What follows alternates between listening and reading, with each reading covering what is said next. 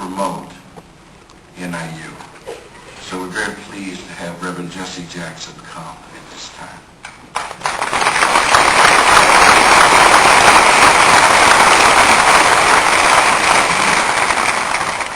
Dr. Williams, you've been a source, a conduit of hope during this hour of crisis. To President Peters, your strength and character has shown brightly in this dark hour. As we often in our tradition do at a time like this, the devil would have us be frightened and paralyzed with fear tonight and bogged down in sadness. Here we have lives to celebrate. All of us cannot be on the stage to express ourselves in wordless song, but for the lives who lived and lives lost, let's stand on our feet and give them a big round of applause. Express your love.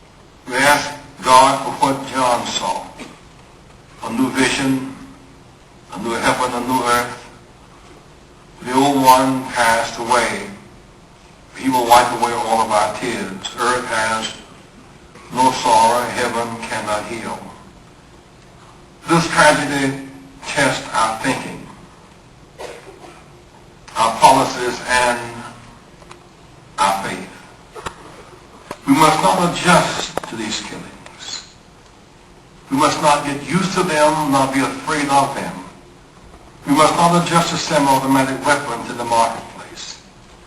We must fight to ban these weapons of destruction.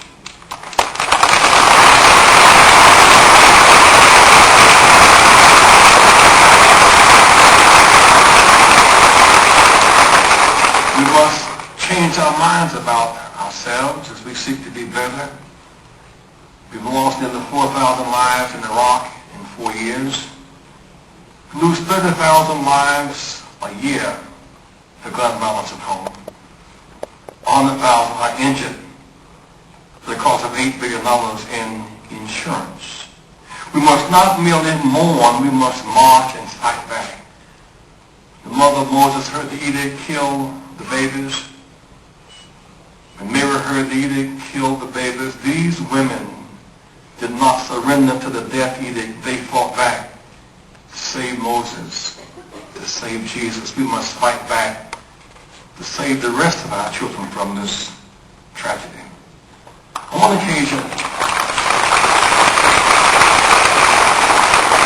Dr. King's father said to me one day at a church meeting, he said, you know, I thought that my son Martin had survived being killed when he survived Montgomery, Birmingham, and Selma, and the death threats, the home bombing, the stabbing, survived Chicago and all of the tumultuous scenes there.